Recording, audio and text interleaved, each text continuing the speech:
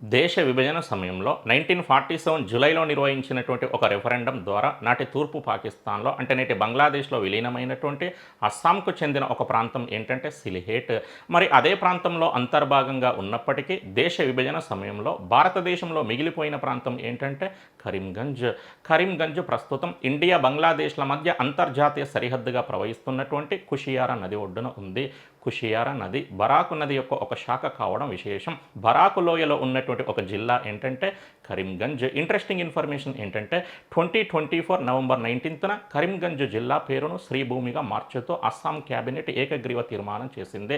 అసలు కరీంగంజ్ను శ్రీభూమిగా గతంలో ఎవరు అభివర్ణించారు అంటే గురుదేవ్ రవీంద్రనాథ్ ఠాగూర్. ఒక్కసారి ఆలోచించండి.